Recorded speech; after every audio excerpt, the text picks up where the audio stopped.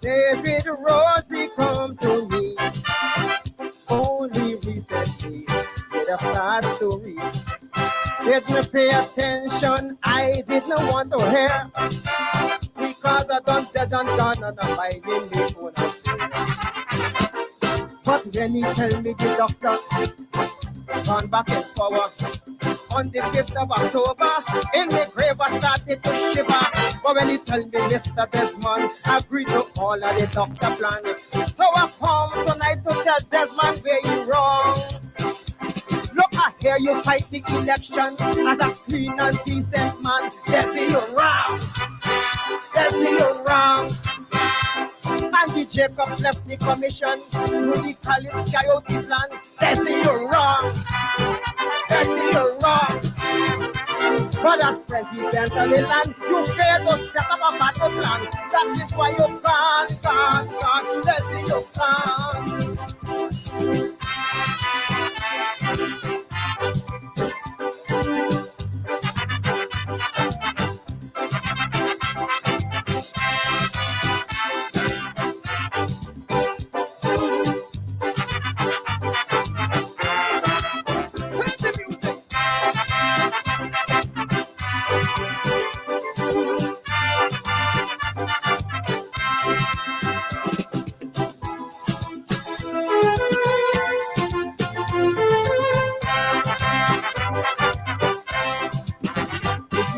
Want to be a veteran in politics, you gotta be smart and have plenty tricks.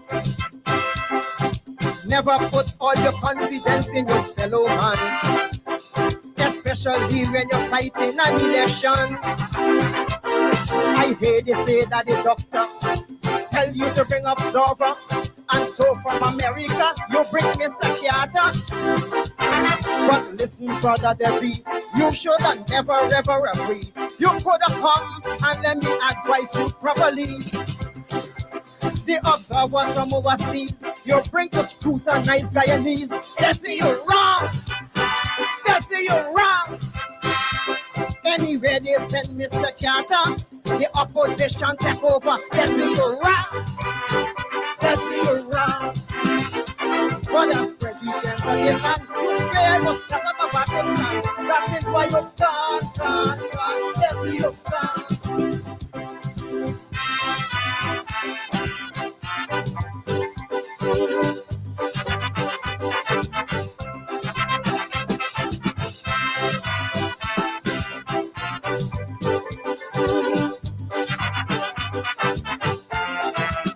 There we go.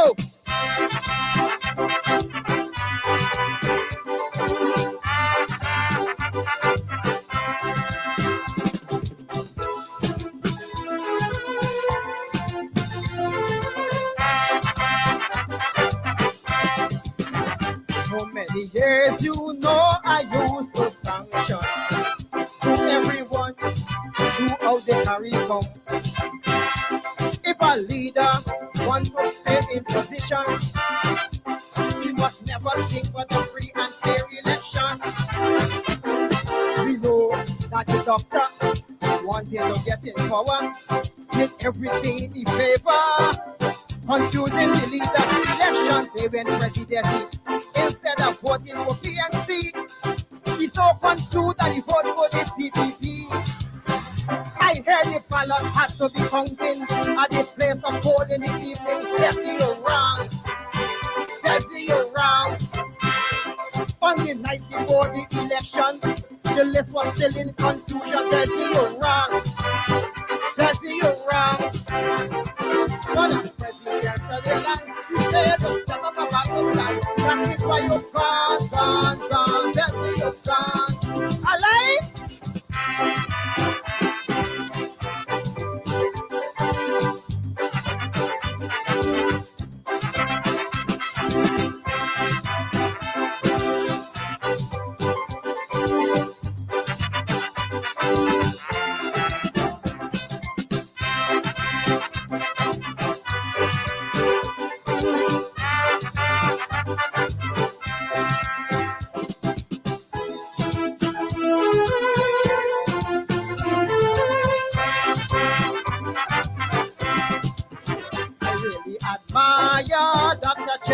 begun.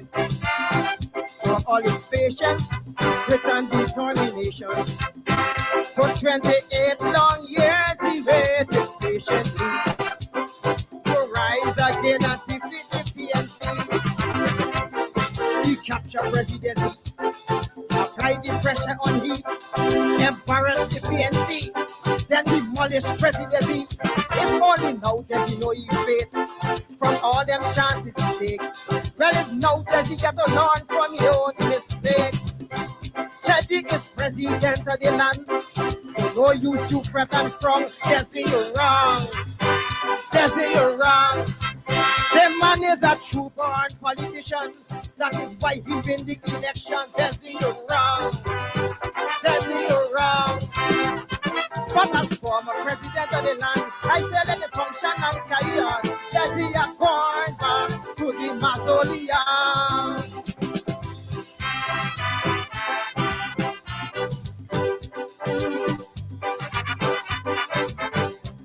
You're wrong.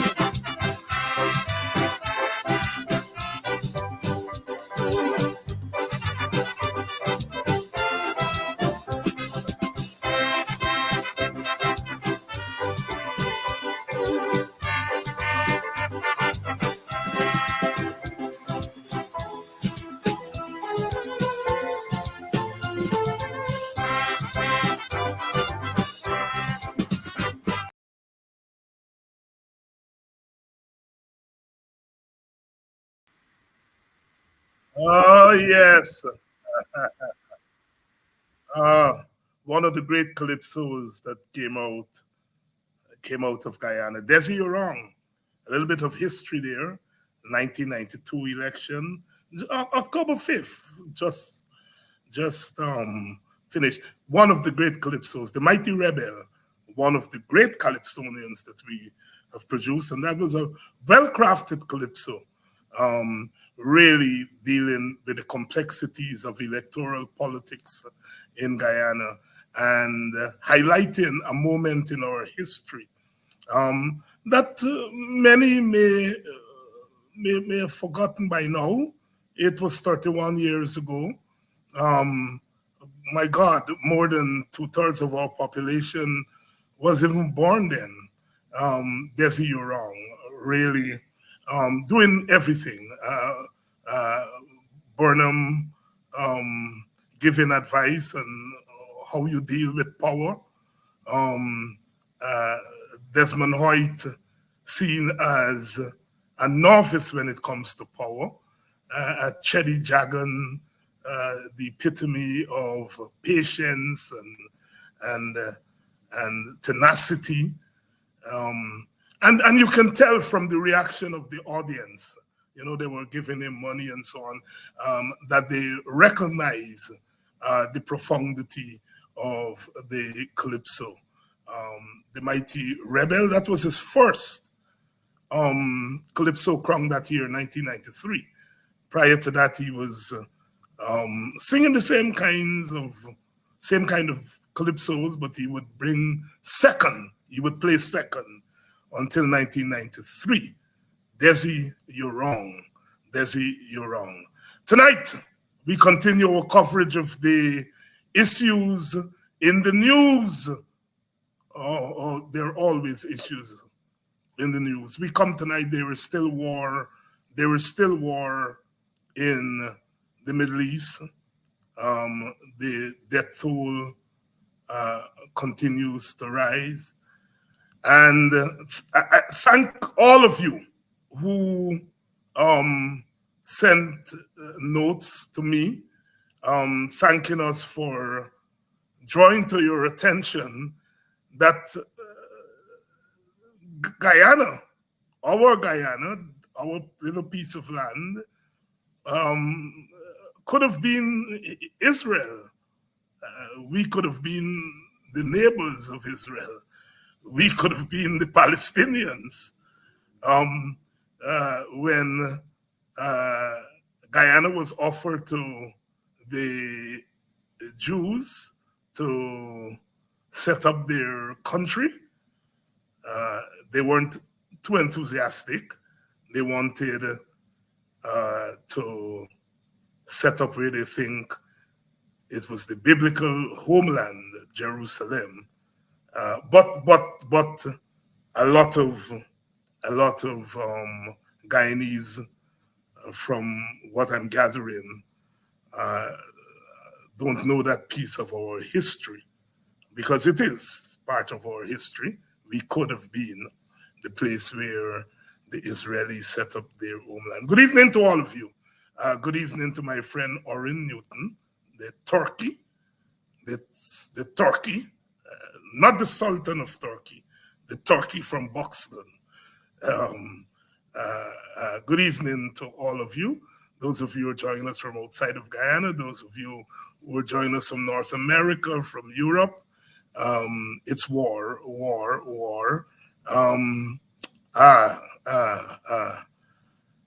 What Singing Sandra said last night in that calypso that I played? So long as greed and envy lie in the hearts of man, there will always be war.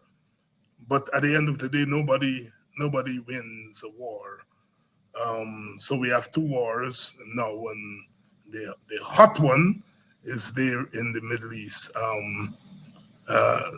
If you're praying people, just let us pray for all those innocent people who always get caught in the net whenever there's war. Our guest tonight is Dr. Henry Jeffrey. You all have been saying that you all haven't heard from him in a long time.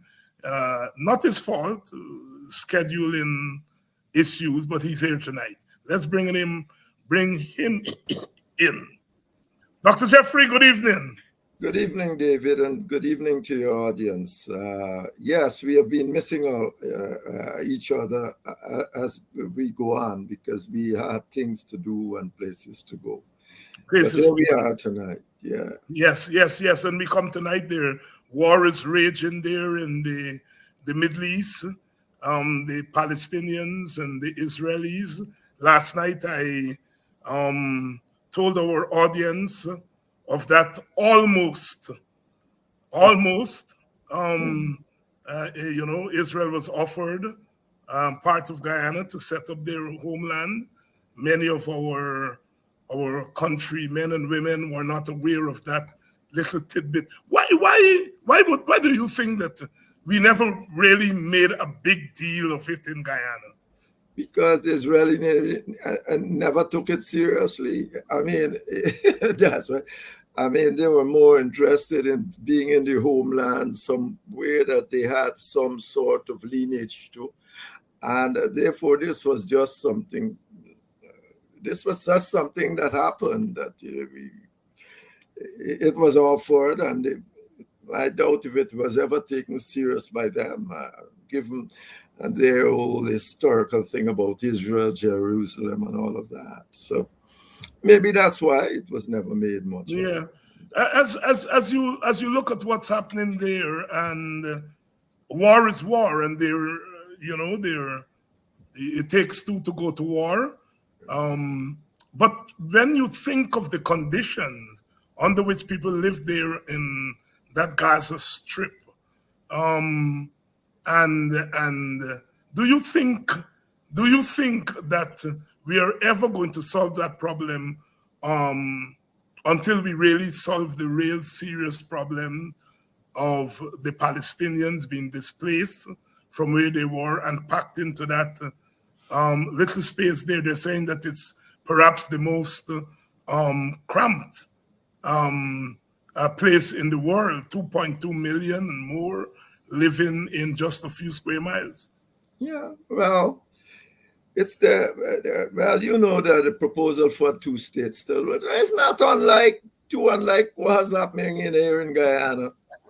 You have one ethnic group trying to suppress the other one and to try to keep it out of power.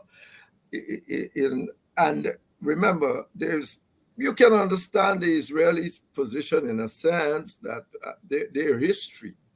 I mean, since the 13th century, people carrying them out in boats and promising them in England. My history serves me right. and promising them land and drowning all of them in the sea and all that thing. So they want a homeland of their own to feel security, to feel secure about. The problem is that the Palestinians want a own home of their own, but they both hold some sort of belief that this land that they both want belongs to one or the other. So they can't live together because the Jewish want a Jewish state. The constitutional change they made the other day almost made that quite clear. There's going to be a Jewish state. And the Palestinians want a Palestinian state. Now, the question is, the Jews always feel that the Palestinians, the second state, the other state that you set up for the Palestinians, would always be a threat to them if it comes to fruition in some kind of a way, in that way. So effectively, you have that quarrel there. It's like bicommunalism all again together. Here you have, in Guyana, you have the PPP, Indian party, PNC, African parties for the most part, and they don't want to cooperate in government because I'm not certain I can say not only the PPP, the PNC had their opportunity a few years ago, and they did not. They promised things that they never did. And therefore, they don't want to cooperate with each other, but they are hustling to win elections so that the other can rule the other. And they don't care if they win it by one seat. So if you win an election by one seat, you think you can do anything to the other group because you're an ethnic party. You're ruled by ethnic people, by people of your ethnicity. Indeed, it's well, I used to say it's a oligarchy. It's almost no one man show on one side. So effectively, that's what you have. And that's why we got this quarrel. We have had quarrel for 70 years too. This quarrel has been going on. The Americans know quite clearly what's the answer here. They told you a year ago in the State Department report, gentlemen or ladies and gentlemen of Guyana, you have to give up this kind of British system that you have, this winner-takes-all system, because even if you can win by one vote, you have no justification to be ruling people in that kind of a British way. And it allows you to do it. The things the PPP are doing, now I'm not talking to the opposition and make all this.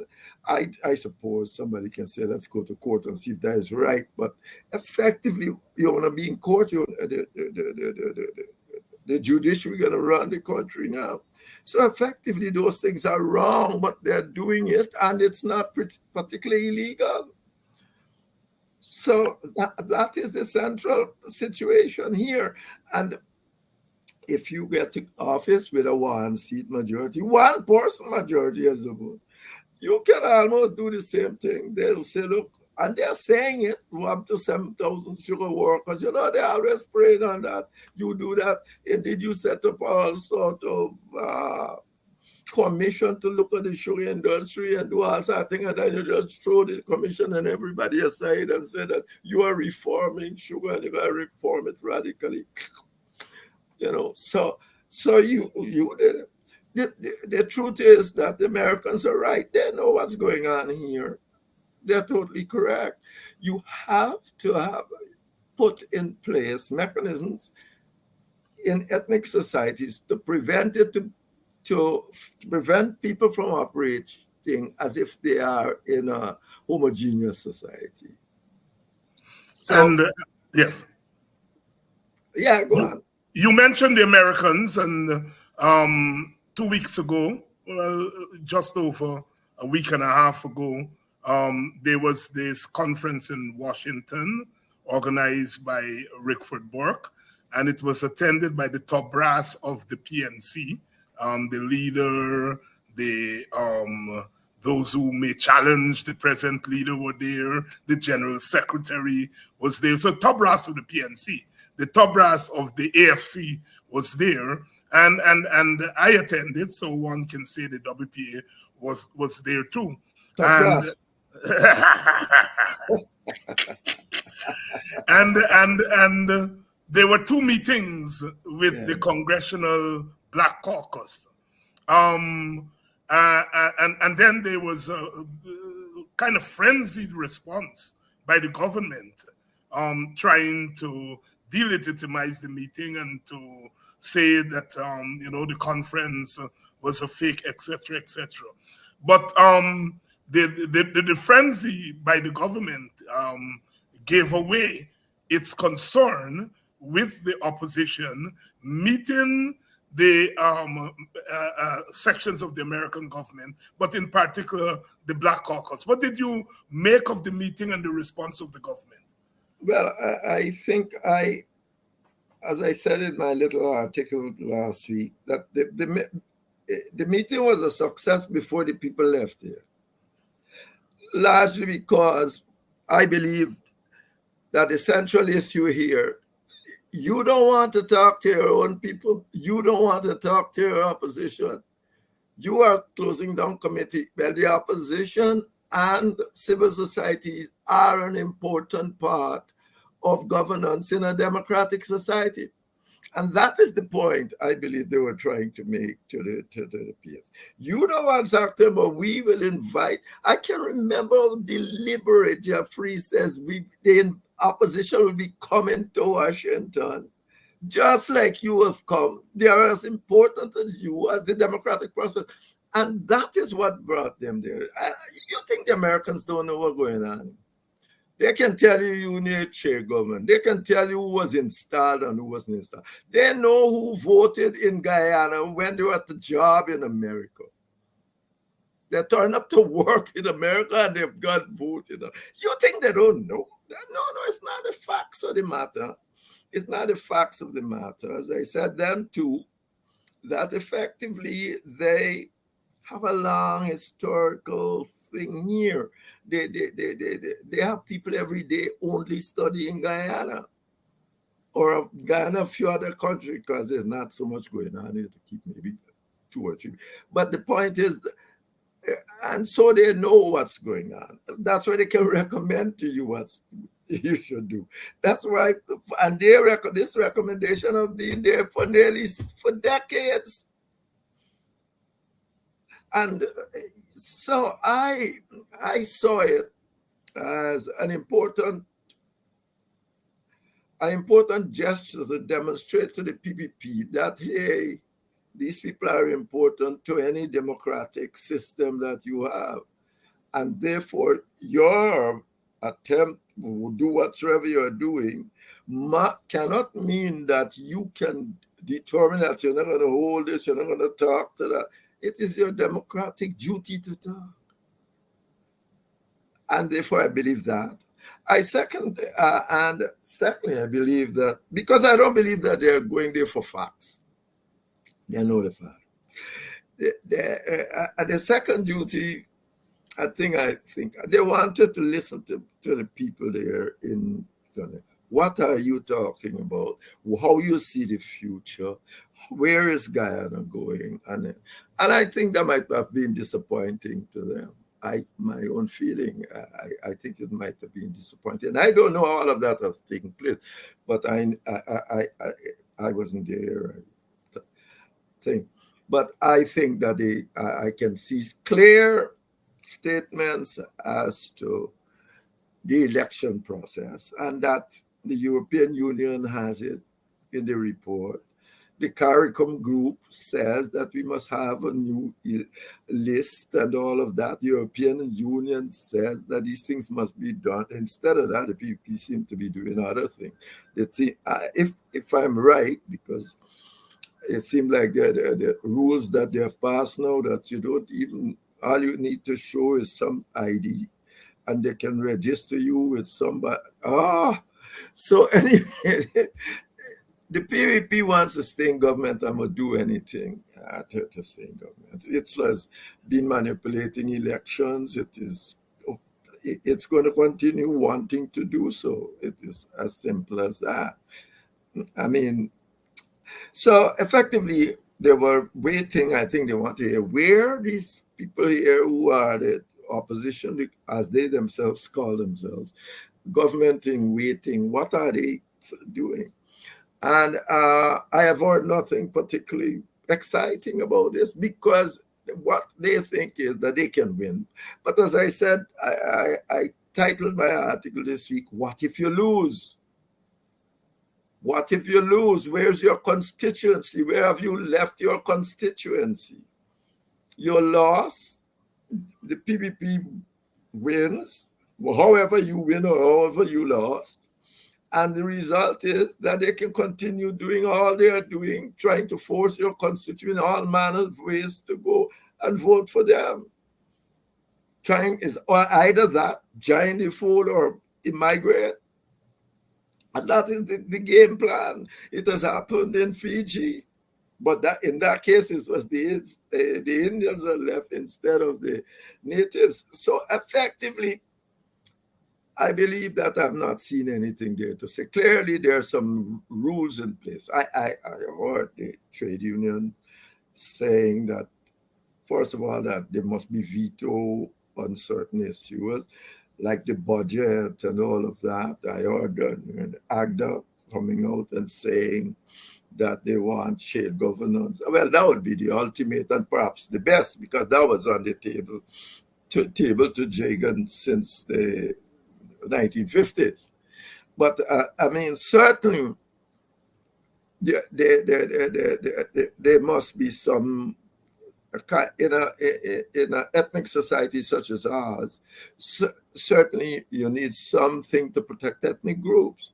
I mean, you have it in Suriname. You don't put it clearly like it's protected in group, but you can't be a president of Suriname if you don't get 2/3 majority of the parliamentary vote. So effectively, you can say what's his name is the president, but he can't move. He's got to watch his step. He can't do what this lot are doing, and doing quite legally. I mean, and around the world, there are numerous forms of vetoes that people can use to protect that they can, and that is acceptable in democratic theory. After all, look Northern Ireland, that Clinton and Bush, or Clinton and Biden. Biden indeed was important. Yes, Biden. Yes, enforcing that thing about Clinton. So Clinton and Biden, and I saw Clinton invited Orphan to speak to his group he has there with young people and so on. And it's good. I said maybe you should talk to him and put some sense into him, because what they're doing is foolishness. This is going to continue forever and ever and ever, and might end up, well, we have had our traumas too. We are talking about Israel. We have had traumas, and it comes and it goes, and it is still there. So effectively, yes, I think that I missed somebody putting on the table clearly notions that no race, no one group should be able to behave like if they are a government of homogeneous society. They can do anything, and then people got to live with it, because there's no. All these things you can talk about here, all these things that you want to talk, Washington, X, or whatsoever, these are not going to lose PPP any vote in terms of the ethnic votes. When they want to manipulate the election, they should back up, because a lot of their own people are leaving. But then it's not going to lose. Look what they tried in terms of PNC voters. They do everything, maybe do everything with the public purse to try to win that local government election, particularly in the urban areas.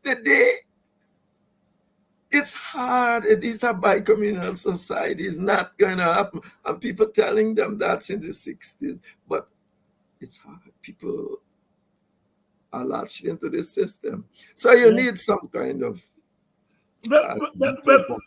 one of the consequences of all of this is the way in which we have an autocratic form of governance within the context of a formal democracy, and you have been writing and speaking about it a lot. And recently, one of the hired pens of the PPP decided that he was going to take you on this notion of Guyana being an autocracy. Tell our viewers how is it? I mean, part of your answer obviously has been what we've been talking about here this evening. But this whole question of a quote unquote democracy, but you have a kind of autocracy operating within this democratic polity. Talk a little bit about that. Well, who was it? Quentin Hogg, I think, Lord Hailsham. Was he Lord? I think it was him. I can't remember these things. That says the Westminster system is essentially electoral dictatorship. Once you win the election, no matter by one vote, and indeed you win by plurality. You don't. Our constitution, you must get more than 51%, but you can win by plurality. Margaret Thatcher won most of the election by plurality. Well, most of them by pluralities. That means you're getting less than 50%, but you got the government. Once you get that, you can almost do anything. Parliament almost become just because of how it operates. Parliament have these ministers, the same ministers of the government and everything there. And therefore, the government controls the parliament. The result is that you can become an autocrat. You can easily become an autocrat. And when you, even we see it a little bit with Boris Johnson, what he was trying and so, but even in a homogeneous society, what you have is a government that can almost do anything non-stop until you take them to court or throw them out of elections. But in a homogeneous society, people change their minds. You have large swaths of people say, well, you are wrong, and change you the next time. So you got to be careful. In a Guyanese context, nobody don't have to be too careful. You know that your ethnic vote ain't going anywhere. It is going nowhere. So you can do almost anything you want. And if now, because the PPP now is a minority too, so you want to back it up with some electoral manipulations. I'm going to say PPP because that they are in government, but maybe the PNC too, I don't know. You back it up with some electoral manipulation, and therefore you can be in power with, say, one seat. Now, if you are in one seat, even if you can win with one seat, you think that gives you the right to sit down and make policy for everybody? No, people, the UN and everybody has already stated the rights of minority. If you go anywhere, they'll be making constitutions or I think dealing with minorities. So this is not just majority rule, because your majority, there is no what John Stuart Mill call, there's no operational majority, in the sense that majorities change to get rid of government because people listen to different leaderships and all of that. And if you don't have that, you don't have a united public opinion. That's what he says.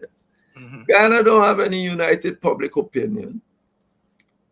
There's no united public. You got Indian public opinion, you got Black people public opinion, and that's it. So that's the problem. And the problem would only be dealt with, as we have been told since 70 years. Nobody is listening, hustling to win thing, and so on. Of course, the Cold War made a lot of difference there, because the Cold War meant that Chetty Jagan, you remember his letter he sent saying to the Soviet Comintern or whatsoever, promising to deliver Guyana and the Caribbean to the communist world. Well, that put paid to his notion of running Guyana. It certainly did. And you see, when we were not aware that went on, a whole lot of sympathy went to and saying maybe the man wasn't, maybe he wasn't, but there it is in front of you, a letter from him to the Soviets, promising to deliver Guyana and them into the Soviet camp. It's there. Indeed, in my little piece last week, I said,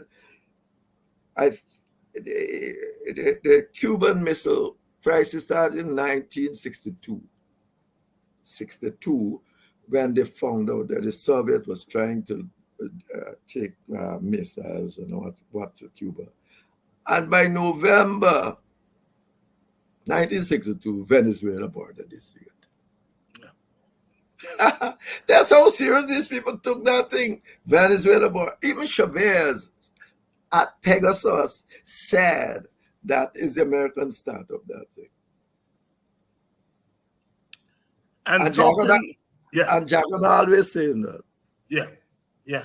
And talking about Venezuela, 1962, the year of the Cuban Missile Crisis, Venezuela changed its mind about the 1899. At the UN.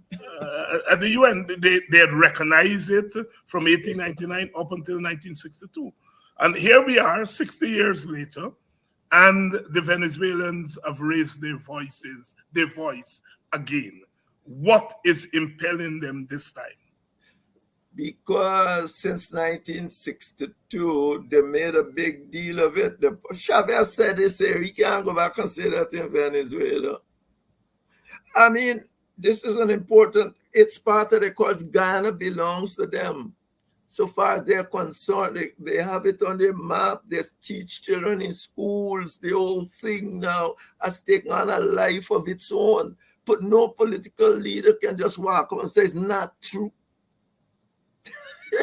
That's why indeed what they're doing, they're calling referendum. The referendum is already being decided because the people will vote that it belongs to them. So it's not just a situation of some political leader over there can say it's not ours anymore and survive. So that's what's going on here. You'll have to live with Venezuela, court case or no court case. In these, nobody pays too much mind. There is no world police in actual terms. There is no world police, and nobody pays actual mind to what court says, or unless it's in their interest. This same international court, they give an opinion on what was the Chagos thing, the Chagos islands to Britain and the US. Did anybody pay attention? No, nobody paid any attention. Then they had to go and to the court. It wasn't the ICD, but they went to other court. But the point is, and still nobody paying any attention. China paying any attention to what's going on in the China Sea. They and Singapore or somebody. Yeah, you think they're paying any attention? Taiwan. These things, that is not going away. Believe you me, that is not going away. The court can come up with say anything. They can give the most favorable decision for Guyana. It is not going to go away because you got a whole lot of people there now believe it. What you have to do is sit there and try to manage it in a way that, and Venezuela is not going anywhere. It's not like you can move Venezuela or move Guyana. So the issue is not going to go away easy because that. So you have to try to manage it and try to live with it and manage it over time. The world, and of course, with Guyana becoming this new petro state and with European interests, American interests, the Venezuelans obviously will see that as a provocation. And I'm adding to your thesis that there are more dimensions to this thing. Oh, yeah. And in any case, Guyana is a petro state in terms of Venezuela. So in normal circumstances, you would have thought that they won't matter, because Venezuela has their biggest reserves in the world, they said. So effectively, they are doing that because they have to, any case. You are saying we are going to auction something, and they start that, oh, there's our land. They never sit back and just not do anything. Or else they might, some opposition leader gonna say, see what they're doing, they're in cahoots, and then so they're gonna say something. And therefore they will say something. You have to understand quite clearly that this thing has to be managed, and managed sensibly for the rest of our lives. My life, your life, my thing for Africa, all lives, because that ain't going away. How you gonna get the Venezuelans to get up in the morning and say, this no longer ours? You were once a minister of labor. You were also once a minister of education. Yes. So you're probably best placed to deal with this issue. The issue of the teachers and the government. The president met with some teachers, the head teachers. They seem to be pushing this issue of allowances in lieu of a raise in salary. First of all, is the opposition right that the president is engaging in union busting by meeting with the teachers and not meeting with the unions? It's not, that's not why he's engaged in union busting, because he got a right to meet the teachers if he want to, but he got to have the formal negotiation for salaries with the unions. He has an agreement to do it. There's a process for doing so. If the trade unions and the government cannot agree on on the salary, the Ministry of Labor try to get in and do talk and thing, and then conciliation. At the end of the day, there's a way to stop all of this by arbitration. When I was the Minister of Labor, I introduced arbitration for the teachers, Father Rodriguez. People quarrel, well, people fret afterwards. Oh, you can do that. I said, the law allow me to do it. And because unlike the public service, where you got to have the parties agreeing to the arbitration, the law for the teachers at that time, at least, said that the minister can agree with the unions and they can do that. So I did it. And Father Rodriguez came, and Father Rodriguez did a thing. So there's a way, and you have lots of rules and regulations that the government will not carry out. That's what I was just telling you about. The government is not doing these things. You can live in the courts, because the government has a right, not have a duty to follow the law and do all the things it has signed on to. But it has no interest in that. It has absolutely no interest. It is teachers and public servants now thing. When I was there in around, what time was that? When I was 2004, 2003, public servants' wage in the world, now teachers' wage in the world, was 3.4 times GDP average teacher salary in poor countries. This not in big countries, poor countries, 4.3. If you, at that time, I said, oh, you're getting that, or near to that. So that was all right. Remember that is Jerry Jagan Justin and them increases, the Armstrong increase, all of that. And teachers were getting 3.4 times. It was a world average. Mm-hmm. I didn't just pick it out my brain. This was a world average of the teacher salary. Average teacher salary now is about $120,000. Yeah. Right? A month. In real terms, it was 4.3%. No GDP, because most of that GDP gone to Exxon. GNI, call it, national income or so. It should have been nearly $500,000. And how I'm going to tell you something. this has happened over time. My numbers as well might gone wrong, but I'm saying that do the GNI and refer it back to them, give. And by the way, it is the same thing now for poor countries, although you might say Guyana is not poor, but it's the same thing now for poor countries. They average 3.4 times the GDP. The GDP, but we said, don't worry, the GDP. The teacher should be getting nearly $400,000 more.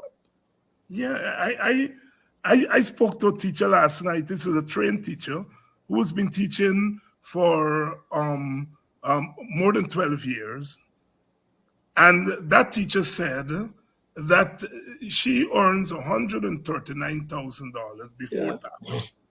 And when after tax, she takes home $106,000. Right. I bowed my head because I'm trying to figure out how does that's $500 US. Yep. How does that teacher exist? But I'm telling you, the PPP idea about the pub, and the other thing, and when you talk about the PPP, you got to talk about the PNC. The PNC can't continue this nonsense when they were there for a couple of years, They continue it in other ways too. That they don't do it. They did not have collective bargaining with the unions too. They are promising them 5% so far as I can remember. They are promising whatever percent at the beginning of the year, but giving them at the end, like if it's the same thing. Yeah. They did all that. And you would have thought that, and remember, these are not unions antagonistic to them. Particularly, you would have thought that they would have, but it demonstrates another thing about the PNC. Some would say good, some would say bad. That they got caught in what the principle that was going on. If you understand, it wasn't because I don't think that they're going to want to deprive you, but they got caught in what the principle that what the PPP used to do, and Jordan and them just go along and do it, continue it because they were there. But if you looked at it seriously and did the work, you should have seen that the 100. I mean, I'm not saying I'm not saying they must get $400,000 or anything. But certainly you have to have a serious look, because the same thing happened in the public service. And these are Black people, African people, and for the most part, they're getting poorer. And that is the point you make, and they say they want evidence. But they're getting poorer. Yeah. And when they get poor, you leave countries and then you can't vote anymore. That's right. Or you got to join the PPP. It's something that happened, as said, in Fiji, where you are doing these subtle things to get rid of people. Look what happened to the Linden, the bauxite pension fund. Lincoln always crying about that. Yeah. You always crying. You got a bauxite pension fund, maybe the biggest amount of money owned by Africans in Guyana in the pension fund. And they said, boss, let's do some investment. Show us how we can do some investment and keep this fund together. And so on, and develop things more. This fund down the road can benefit children and all sort of things. There the PPP answer. Oh, well, it's a democracy. Let's call, just like what they're trying to do now. Let's call all the pension people together and ask them if they want the money. What do you think they'll say? They want the money. And they give them the money, the pension fund gone. Why they don't call all Guyanese and ask them if they want the oil money? Why they don't say all of us? Let me decide where the Guyanese divide the money up among us and then give us. Why?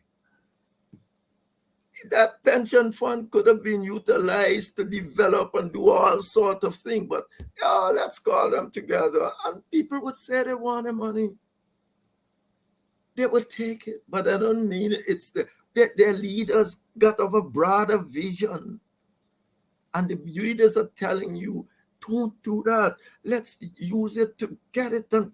You are saying, oh, the leaders might thief it. Of course, the leaders might thief it. Therefore, your government put in place operations that they can't. Or run it yourself if you think, but don't make that happen. Similar today, we are hearing from the General Secretary, Jack Dewar, that, the teachers, we give them a 100, no, not us. We give them 100 cars to give away, and there were corruption and this. Now he's telling us that. He gave it to them. The government gave it to them. And he didn't sit there and see that it's properly managed. You come in now and tell us these people thief or all sort of corruption being there, and you didn't raise that at the time and try to solve it. This should have long been known to the public, and let's all solve it.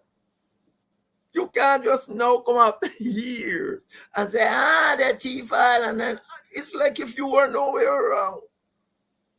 If like you are nowhere around when the stealing was happening. But you allow the stealing to happen. And then now, if it happened, I don't know, because I'm certain the teachers going to come out and say, you're going to hear them just now start saying the union. But you can't make that kind of excuse. You are the chief manager. The minute you have the first whiff of it, you should have jumped on it.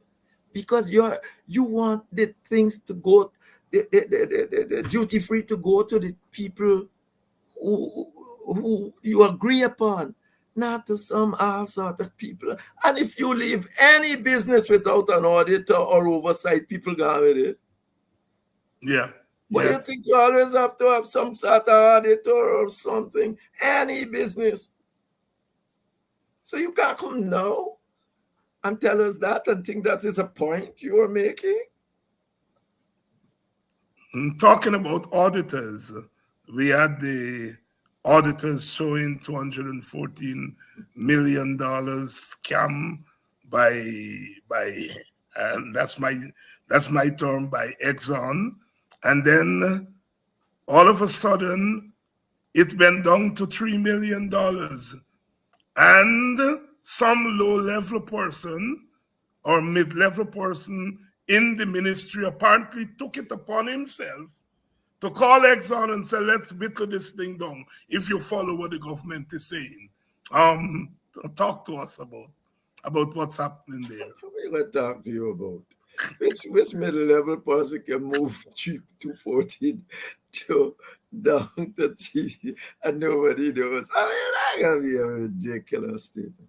But I mean, yes, a lot of middle-level persons all through the times get thrown under the bus. But the truth is that this is a serious matter. And you can't solve that by yourself. Again, I gone back to this because nobody in this country, Indian black people, nobody believed that is what happened. Everybody know this chap was thrown under the bus. I mean, they know that. But how many votes you think the PPP lose? None.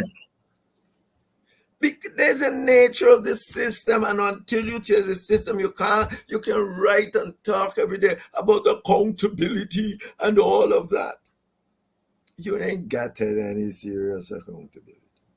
And in any case, if you change the PPP by the PNC getting one more vote or something, the Indians can start on you. Are we then the same? Voodoo? So you have to try and sit down and devise a system that's going to make all of this worthwhile. We have oil in a time when every Guyanese child and every Guyanese period should have said, we're going to live reasonable now. You know what's happening? Because these two parties are fighting about who win elections and trying to get people to vote for them and get people in the country to vote for them. They are trying to bring more people in the country. Yeah. They are trying to share this with more just because they want to get. They're destroying, essentially destroying our heritage. We're Guyanese. Maybe we can extend this route. It depends. If you live in the Middle East, you have different categories of extension, but you can extend it certainly to a diaspora in places. And our Caribbean brothers, we can do that. But you can't willy-nilly trying to win election, and next thing we got to bring these amount. We got to bring these amount. Like if it doesn't matter well, maybe it doesn't when you think about it. That ain't giving you anything in. Yeah. You should sit down like the Arabs have done and work out a process that your people, your native people, live relatively well. Nobody's doing that. And I'm not just saying this for the PPP, the PNC was there too, all side of things, crazy things. They just remove the education grant without recognizing. But Jamaica got education grant. Brazil got one of the biggest. Mexico, I think, who started it. Without recognizing, you need your children to go to school. And the parents want the grant, yes, but you can't give them like the PPP give them any old time so they can go and spend it out. You are saying that to get this grant, you better show that these children went to school. You got to show, but Jamaica got this, let's call it in Brazil, balls or something. You got to show that these people went to school. You just got, it makes no sense to just take away the PPP. Don't care who really get the grant and who don't. It's part of a political thing to us and get people to vote for them. But certainly, and African people got more sort of delinquency in school than Indian people. And you would have thought that a government like the thing would have said, nobody, we not taking away the grant. We must do it like other. The proven way to do this. This is not Henry Jeffrey, and it's a proven way. You talk about saying, let's have some kind of universal basic income area party. Oh, they're not going to go to work. Where you here? And they're signed to it to the United Nations development goals. Say you should put a bed, you should put a ceiling there that nobody should fall below. You signed it, and then you hear them. They're not going to go to work. People don't want work. You're giving some people the money just to stay alive, and they're not going to go to work. Everybody wants fancy car like you. The money you're giving them might barely keep them going. And indeed, if there's your concern, you could have put other things in place to see that they go to work. That's right. And get it. I mean, but it is wildness, this craziness that's happening. So, David, you are the politician, you got to work. So we a few years ago, Mrs. Jagan came out against the PPP's decision to take away ads from Stabrook News, and Jack Dio told her that she's a private citizen. Recently, former President Ramatar said he would have renegotiated the oil contract, and President Irfan Ali took a dig at him. Much ado about nothing? Much ado about absolutely nothing. What do you think that means? It makes maybe nice public reading, but it's much ado about nothing. Indeed, that time that they took things from Stabrook News was the Bank of the Guyana. They take ads from Stabrook News, and who told us Jigarali to do that? Oh, come on. Anyway, I'm saying those things are nice things. People like read about that, and because it makes them. But these things don't. Again, I go back. you can't hold a government accountable if there is no way that you can affect their voting base. There is no united public opinion in Guyana to make any government change. It is in England because it's 90% almost, 80% homogeneous society. These people change, they got big swing votes. You ain't got nothing like that. Once the PPP, well, I must even say that. I was about to say, even once the PPP and the PNC exist, you ain't gonna get no swing vote. But it's not the PPP and the PNC in themselves, it's the nature of the ethnic divide. Because I got a nasty feeling, if the PPP get less aggressive, other people are going to come on board. We saw that on the Dragon, a whole lot of little party didn't come in, not they come to UF, Tennessee, all the Ravi, Dev, all them say, oh, but he's not seeing where he's going and all. Yeah. At the end of the day, it didn't affect the PPP's vote. Nope. Henry Jeffrey, short of an agreement on shared governance, what happens? I am saying that I don't know that you'll have any agreements on shared governance, but I think there are medians that you can do, but they will call for constitutional reform. I hear nonsense in the press where Guyana has the most inclusive thing in the country. In the Caribbean. I said this, wait, and this is the people that tell you they got PhD and all sort of foolishness. Yes. Guyana, how can we have the votes when the government don't talk even to the opposition? The government almost closed down the Public Accounts Committee. These things are majoritarian commissions. Anything time you go there and they vote against it, you can say what you like. They can sit down there and sleep. All you gotta say is, yeah, time to vote, vote. That is inclusive. Great. You set up the people who made the constitutional framers of the 2000 framers made. They did what they understood. That's all I can say. What they did not quite understand, and Desmond Hyde himself. Because it's after that he coming out and say, I want shared government. Yeah. Because he start realizing it's a majoritarian system he set up.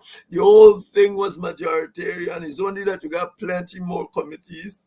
But if you got plenty more committees that can express the same ethnic views, what good is that? What good? And to tell me that there is the mood thing. All the Caribbean countries are essentially homogeneous. They don't have a ethnic thing. You got some Trinidad, but you have to have things that can make the government budge. And if they ain't budge by you, you got to have a public opinion that will shift them. Neither existing in any sensible way.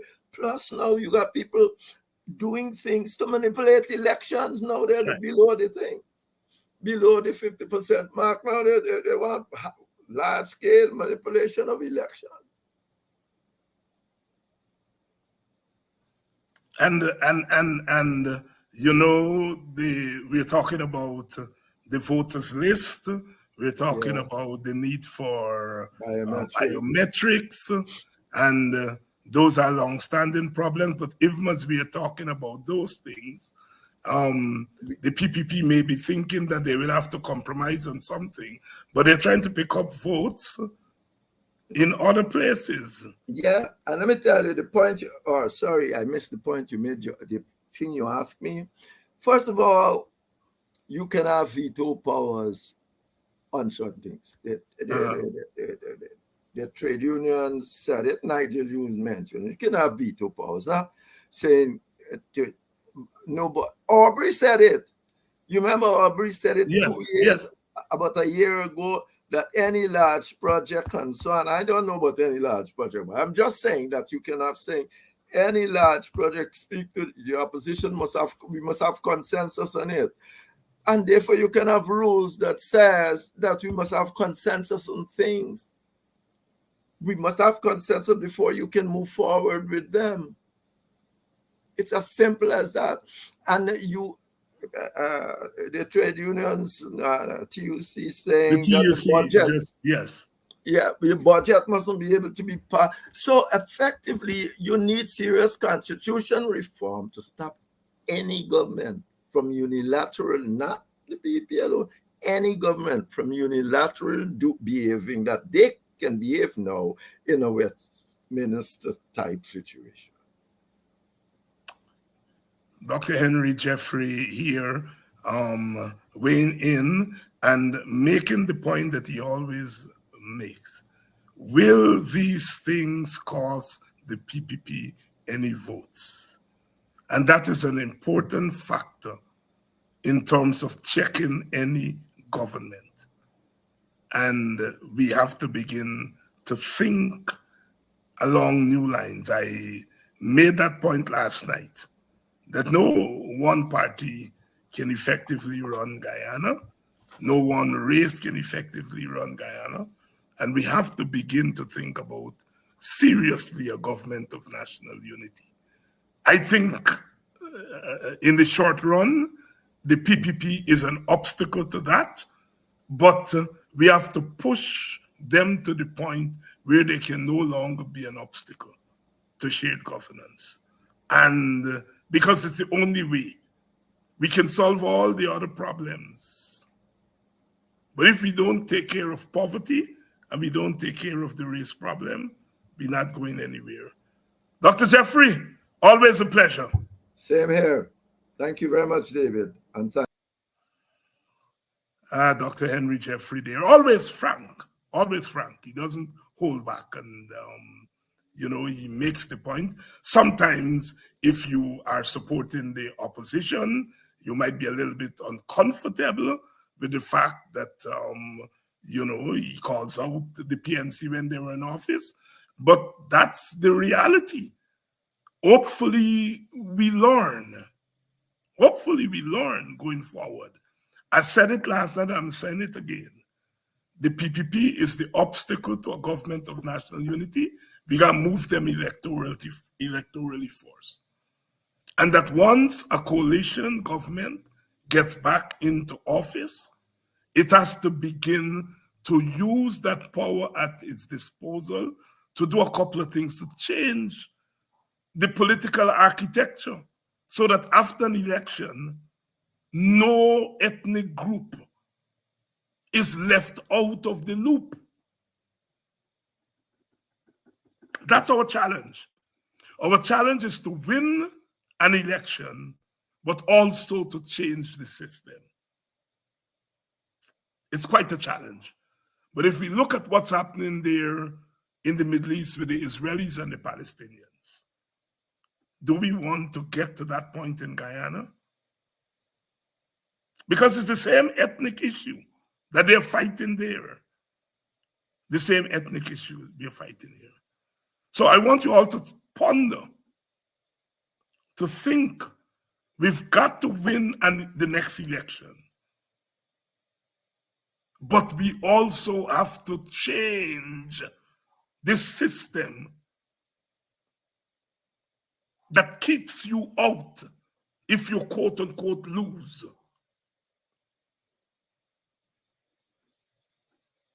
All those Venezuelans that are coming in, you open the newspaper this morning, 70 people in one house on the west coast, Zeeburg, 70 Venezuelans. The government has the resources to go and appropriate those Venezuelans. It's easy now to get an ID card, to get a birth certificate. So while we are trying to get biometrics and on the one hand there, and the PPP may be thinking that they may have to give in to some form of biometrics, they're trying to get votes in other places.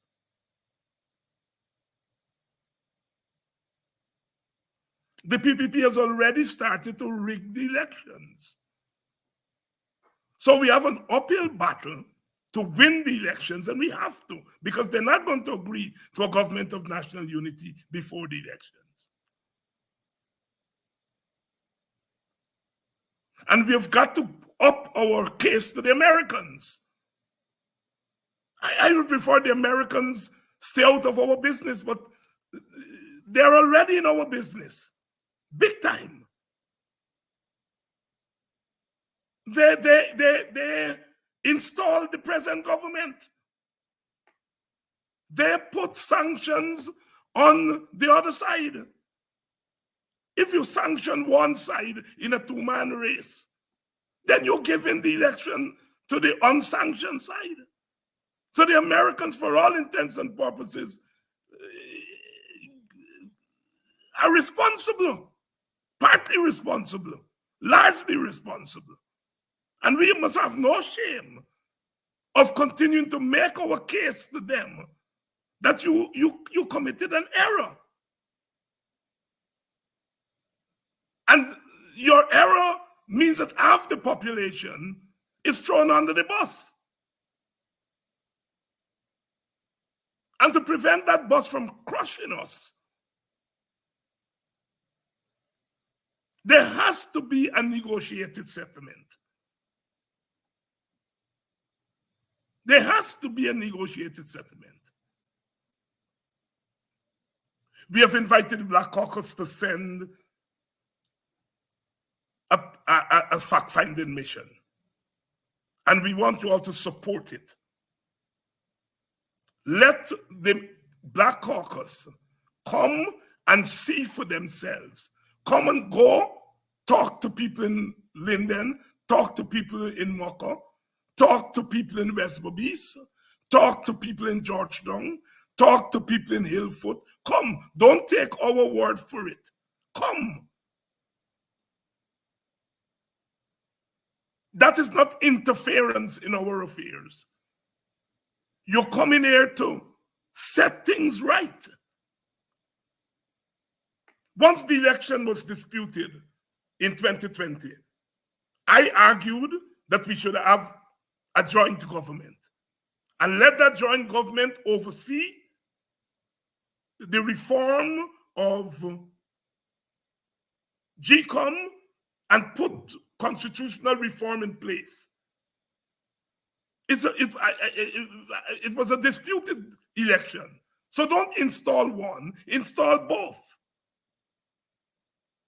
Vincent Alexander agreed with that, but we couldn't get the active members of the PNC to agree with it.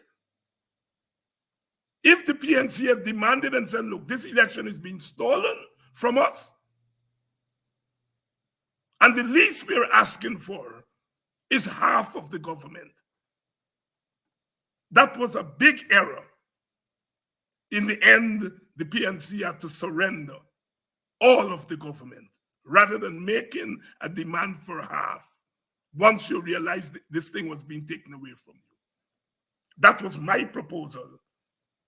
The PNC and maybe a large section of the Indian population are angry at me since then. They said I said to block up the boxes. I was saying we know when we open the boxes what we will see in there.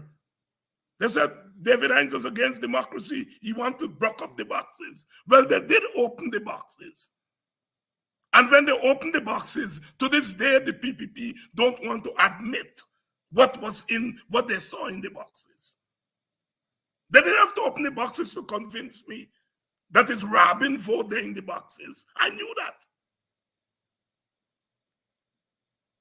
And that is why I said, set up a government of national unity, give it 3 years. I said, since Granger was already there as the president, let him continue, give the PPP the vice president, split up the cabinet, and give that government the mandate of cleaning up our electoral system. The Americans thought otherwise. CARICOM thought otherwise. The Europeans thought otherwise, and they think the way you solve the thing is to give one side, the government. And here we are 3 years later. That government is behaving like an autocrat. It's behaving like a monarchy. That is what happens when you install governments in disputed elections. It's a form of regime change. If the PPP say they see attempt robbing at Ashmin, but then the coalition said, we see attempt robbing in the boxes when we open it. That sounds to me like a dispute.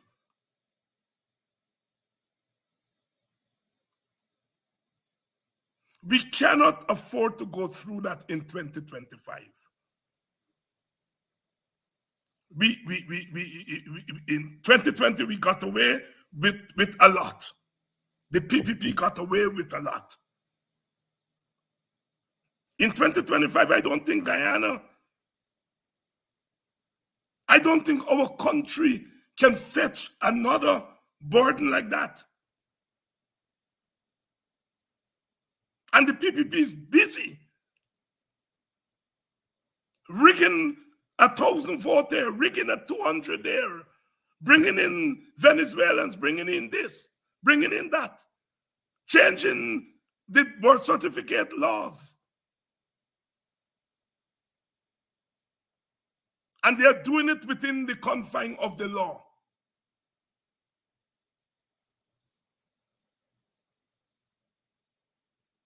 So we have got to begin to think, those of us on the opposition side. First of all, please support the fact-finding mission from the Black Caucus coming here. And let us begin to think about winning the next election, not to take revenge on the supporters of the PPP, but using that election to correct the wrongs, using a new government to correct the wrongs, so that never again we have to deal with this. As you all know, I don't have time with crossover votes. I just think it's a short-term band-aid to a gushing wound.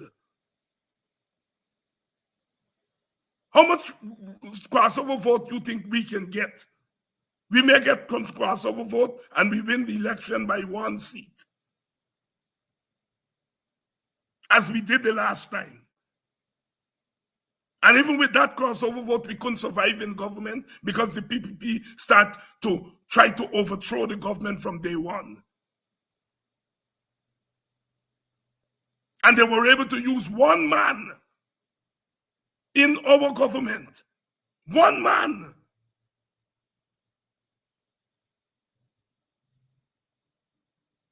To bring down that government. When you win by 1 seat, one man or one woman can bring your government down.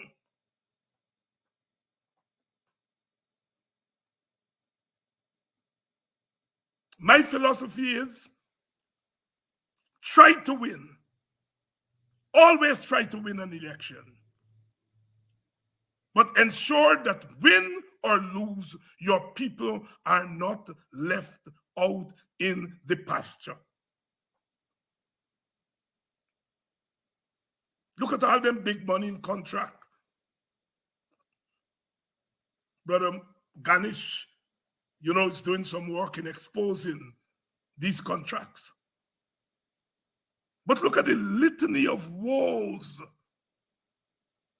that our country has had to go through in the last 3 years. And who holds the worst of it? Black people. Yes, all poor people. All poor people are getting shafted. But black poor people and black people in general are getting shaft because they are not the natural supporters of the oligarchs. It's not like you got 20 big contractors. 8 is Indians, 8 Africans, and 4 Amerindians, so that when they get a big contract, the money leaking down, trickling down to their communities. Look who getting the big contracts.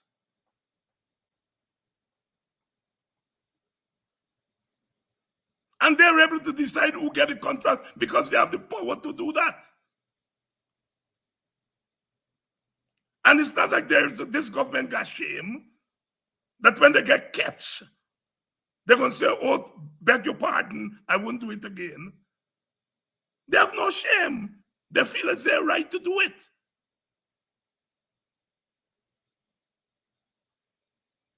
And as much as they accuse us of wanting violence in the country, but we've had no violence from our side.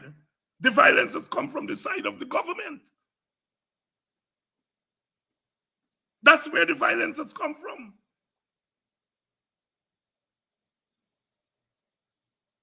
We are still committed to peaceful change, democratic change, institutional change.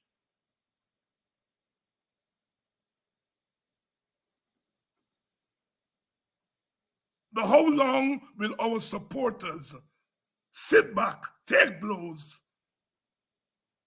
while we are committed to working within a system that put us outside of the gate?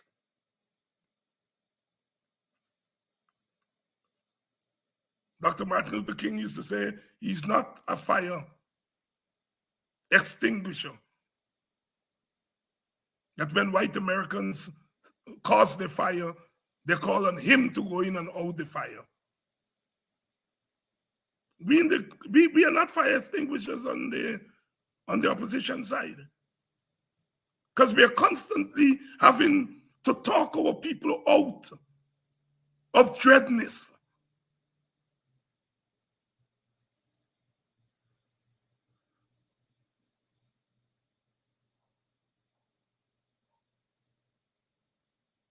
Big task in front of us. And we're going to continue to use this program, and hopefully my brothers and sisters on all the other programs will use their programs to educate our people, to give our people hope, but to talk sense in our heads. Ultimately, an election is a gamble. It's a necessary gamble because you can't run a country without elections. But when an election is finished, when one side is shut out and one side is shut in, then it's the roll of the dice. It's a gamble, but it's a necessary gamble. But it's a gamble nevertheless. And how long will we continue to gamble our supporters' rights every 5 years? When we lose, they lose, and they got to suffer. We got to start thinking common sense. We want to win an election, but we also want to win the right of our people, whether the party loses an election or not, their right to live as human beings in their own country.